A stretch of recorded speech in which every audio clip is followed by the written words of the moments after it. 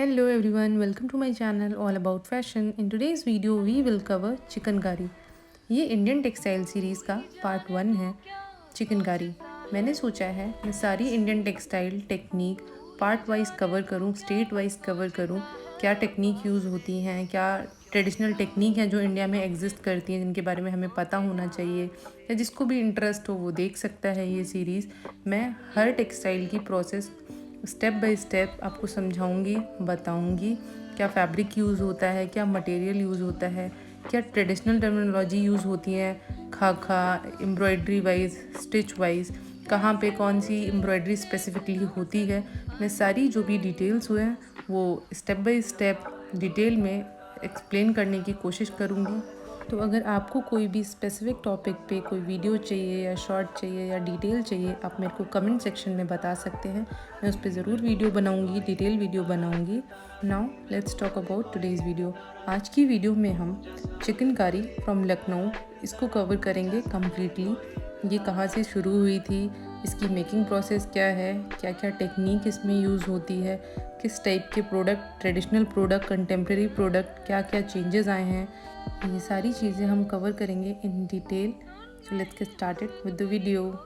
First one, what is Chikankari? Famous as shadow work. Chikankari को shadow work के नाम से भी जाना जाता है, कहा जाता है। Chikankari embroidery is a very delicate and intricate work from the city of Lucknow. Chikankari embroidery में बहुत ही डेलिकेट और इंट्रिकेट वर्क किया जाता है और ये लखनऊ सिटी से है, जानी जाती है, बिलोंग करती है।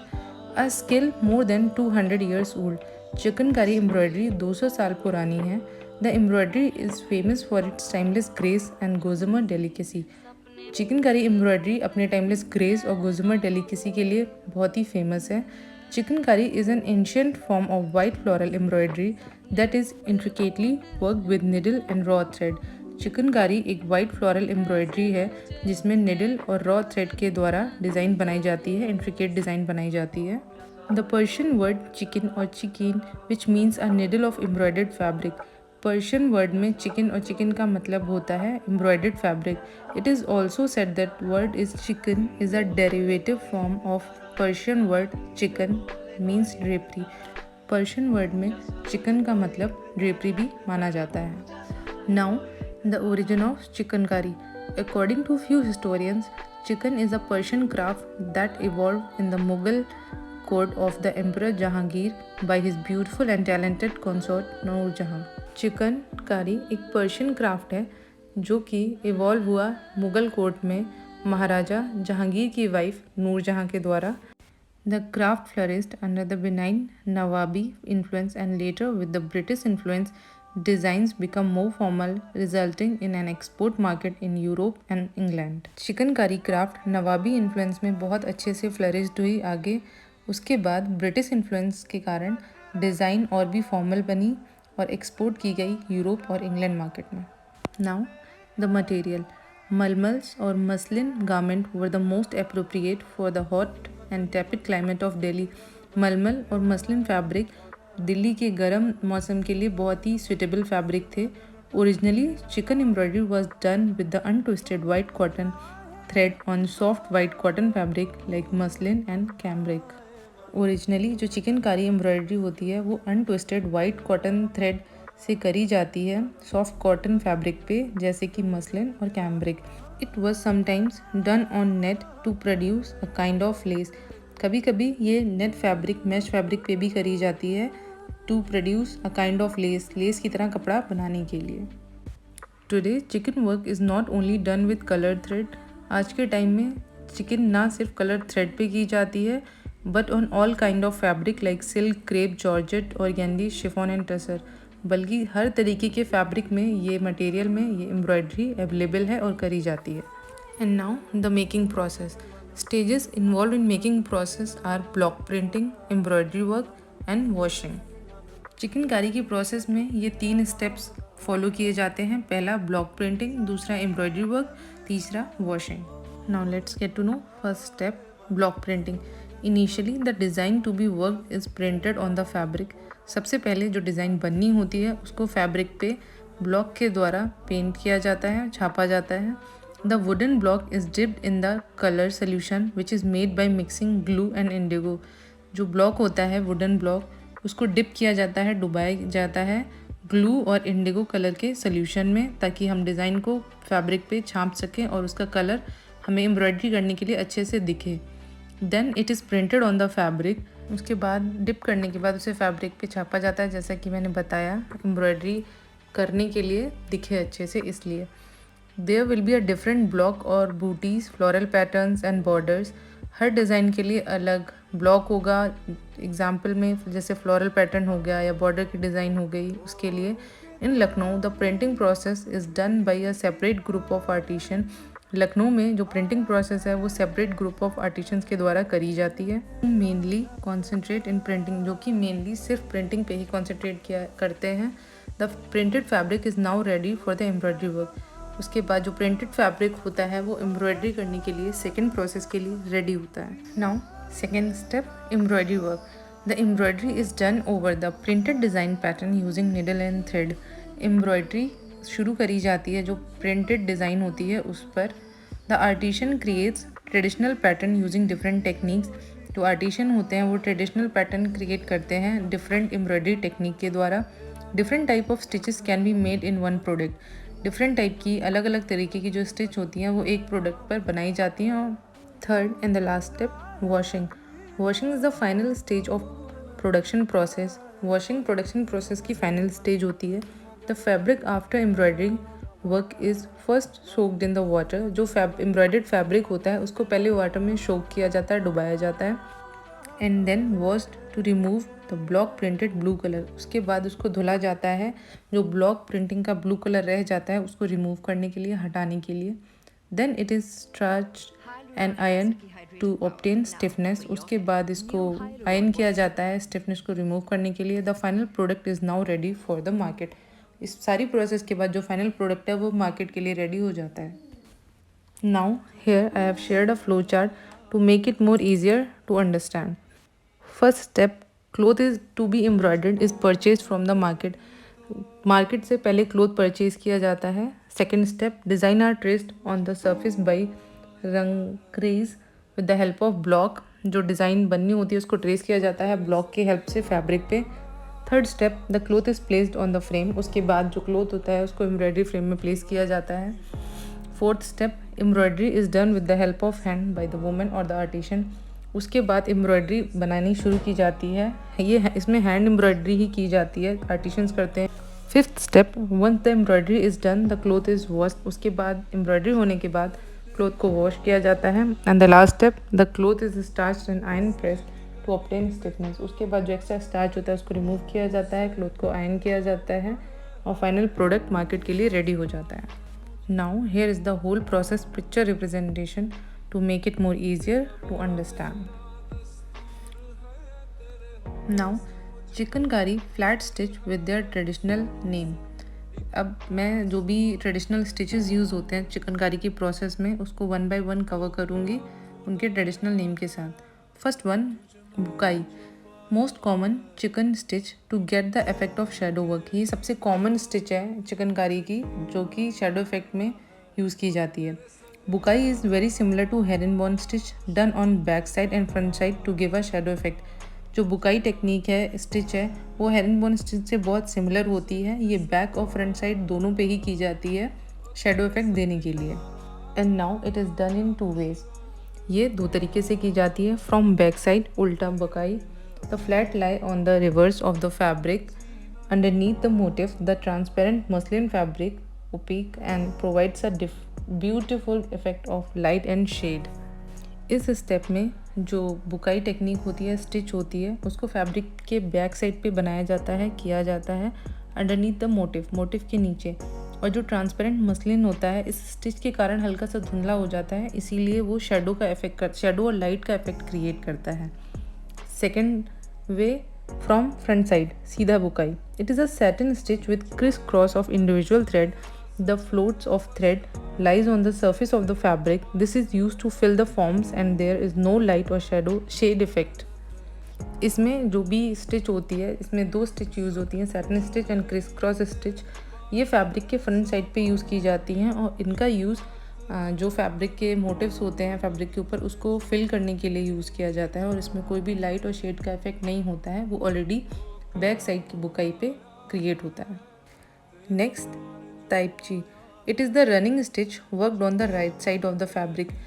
ताइपची एक रनिंग स्टिच होती है जो कि फैब्रिक पे राइट साइड पे करी जाती है। It is occasionally done with in parallel rows to fill petal and leaves. Occasionally ये पैरेलल साइड पे भी रो पे भी क्रिएट की जाती है पेटल्स और लीव को फिलिंग देने के लिए।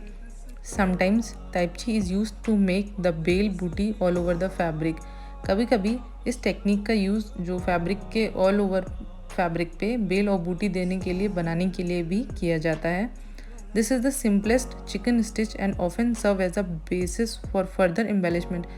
ये चिकनकारी की सबसे सिंपलेस्ट टेक्निक है जो कि कभी कभी ऑल ओवर एम्बेलिशमेंट के लिए यूज़ की जाती है।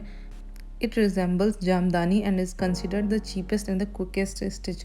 ये जामदानी से काफ़ी सिमिलर होती है और ये सबसे चीपेस्ट और सबसे ईजी स्टिच मानी जाती है चिकनकारी टेक्निक में। Next one, gitti, a combination of buttonhole and long satin stitch, usually used to make a wheel-like motif with a tiny hole in the center. जो गिट्टी होता है वो कॉम्बिनेशन होती है बटन होल और लॉन्ग सैटिन स्टिच का, जिसका use mostly wheel like motif को बनाने के लिए किया जाता है। Next one, jangira. It is the chain stitch usually used as outline in combination with a line of pechni और थिक ताइपची। ये कॉम्बिनेशन होता है चेन स्टिच का जिसका यूज़ मोस्टली आउटलाइन देने के लिए यूज़ किया जाता है, जिसमें कॉम्बिनेशन यूज़ होते हैं पेचनी और ताइपची टेक्निक के। Next one, murri. It is the diagonal satin stitch worked several times with knot on a basic taipchi stitch to form a grain shape. मुरी डायगोनल सैटिन स्टिच है जो कि सेवरल टाइम नॉट के तरह यूज़ की जाती है बेसिक ताइपची स्टिच पे एक ग्रेन शेप फॉर्म करने के लिए। Next one, phanda. It is a smaller shorten form of murri. ये स्मॉल और छोटा फॉर्म है मुरी का। The knots made are spherical and are very small. जो नॉट बनाई जाती हैं वो शेप में स्पेरिकल होती हैं और बहुत छोटी होती हैं। It resembles millets, gives a raised effect and is use to fill petals and leaves. ये मिलेट्स जो बाजरे का शेप होता है उससे काफ़ी मिलती जुलती होती हैं और ये रेज्ड एक उठा हुआ इफेक्ट क्रिएट करती हैं। इनका यूज़ पेटल्स को फिल करने के लिए किया जाता है और लीव्स को फिल करने के लिए किया जाता है। नेक्स्ट वन, दाम पत्ती। It is the leaf pattern made of cross stitch. ये एक लीफ पैटर्न होता है जो कि क्रॉस स्टिच से बनाया जाता है। नेक्स्ट वन, घास पत्ती। It is the grass leaves formed by V-shaped line of stitches worked in a graduated series on the right side of the fabric। ये ग्रास लीव्स शेप की होती हैं, फॉर्म की होती हैं, जो कि वी शेप लाइन स्टिच की हेल्प से बनाई जाती हैं ग्रेजुएटेड सीरीज में राइट फैब्रिक के राइट साइड पे। Next one, jali work. The jalis और trellises that are created in chikankari are a unique speciality of this craft. जो जाली वर्क होता है, ट्रेलिसेस, उसको जाली भी कहा जाता है, ये एक बहुत ही यूनिक स्पेशलिटी है चिकनकारी की, इस क्राफ्ट की। It gives an effect of open mesh और net created by a carefully pushing warps and weaved part of the needle without cutting और ड्राइंग ऑफ थ्रेड। ये एक ओपन मैश का इफेक्ट क्रिएट करता है और इसको बनाने के लिए वॉप और वेफ्ट के थ्रेड को अलग किया जाता है बहुत ही केयरफुली निडल की हेल्प से। The act does make neat regular holes और जालीज ऑन द फैब्रिक। इस प्रोसेस से हमें बहुत ही नीट और रेगुलर होल्स और जालीज मिलती हैं फैब्रिक पे। Next one, khatwa. It is an applique work similar to bakhiya which produce a flat effect. It is more of a technique than a stitch. ये एक एप्लीक वर्क है जो कि बकाई टेक्निक से काफ़ी सिमिलर है, जो कि प्रोड्यूस करता है फ्लैट इफेक्ट। इसके हेल्प से हमें फ्लैट इफेक्ट मिलता है एम्ब्रॉयडरी टेक्निक में। ये एक काइंड ऑफ अ टेक्निक है, स्टिच नहीं है। Now the most important part of the whole process और design, the motifs of chikankari. The source of most of the design motif is in chikankari is Mughals.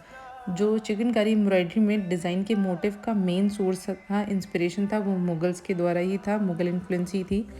Noorjahan personal preference and desire to replicate the Turkish architectural open work design is said to have that led to the introduction of jalis in chikan embroidery. जो रानी नूरजहाँ थी वो Turkish architect से काफ़ी प्रभावित थी, काफ़ी impressed थी, और जो उनके डिज़ाइन सोर्स थे मोटिव्स के, उन्होंने वहीं से पिक किए उसी टर्किश आर्किटेक्ट से। और जो जाली वर्क है चिकनकारी एम्ब्रॉयडरी में, जो काफ़ी फेमस है, काफ़ी इम्पॉर्टेंट पार्ट प्ले करता है, वो टर्किश आर्किटेक्ट से ही इंस्पायर हुआ है। The designs in chikan are graded and used according to the stitches employed. जो डिज़ाइन होती हैं चिकन में वो ग्रेडेड की जाती हैं और स्टिचेस के अकॉर्डिंग ही अप्लाई की जाती हैं। री का बूटा एंड तिपची का जाल through terms like haathi, elephant and kairi mango are also used to signify the shape of the motif. इन चीज़ों से भी, जो भी टर्म है हाथी, एलिफेंट और आम, इनसे भी जो चिकनकारी के मोटिव्स हैं वो काफ़ी इंस्पायर हैं। It is, however, the stitch employed that is established nomenclature. Others common motifs include mostly paisley, flowers, foliage, creepers, fruits, birds like peacock and parrot. और जो other inspiration source हैं motifs के, वो parrots हैं, paisley motif हैं, flowers हैं different kind of, birds हैं like peacock। इन सारी चीज़ों से जो चिकनकारी के मोटिव हैं वो mainly inspired हैं। Here are some motif picture for your reference.